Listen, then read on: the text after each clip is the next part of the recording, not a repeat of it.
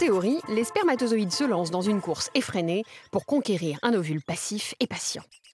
On la connaît tous, l'histoire de la vie. Si ce ne sont pas vos parents qui vous l'ont raconté façon faune et flore, vous l'aurez forcément vu quelque part, la course fabuleuse et effrénée des spermatozoïdes à la conquête de l'ovule. Les violents coups de flagelle, la compétition, la destruction de la membrane de l'ovule, la pénétration, victoire! Et pendant ce temps, un ovule placide qui subit l'assaut sans moufter. Voilà une chouette histoire à raconter aux enfants. Mais ça, c'est en théorie. Et en pratique, ça se passe comment? Question vitesse déjà.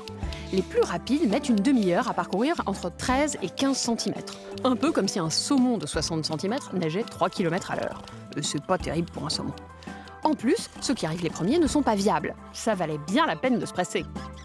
Toute cette agitation des spermatozoïdes n'est pas un mouvement qui permet d'avancer, mais qui aide plutôt le spermatozoïde à se défaire d'une membrane au niveau de la tête, qui l'empêche de fusionner avec l'ovule.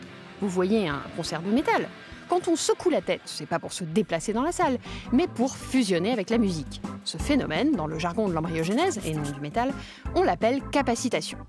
L'ovule, de son côté, a effectué son trajet depuis les ovaires jusque dans les trompes et n'attend rien de spécial puisque ce n'est ni un humain ni un animal qui guette une proie, mais une cellule qui se tient là, sans attente, sans peur, sans volonté.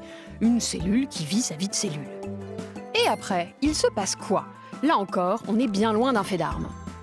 Contrairement à l'image du petit champion qui dézingue la carapace de l'ovule, les études montrent que la tête du spermatozoïde se pose contre l'ovule et que leurs membranes respectives fusionnent à la faveur d'un petit miracle mutuel et chimique.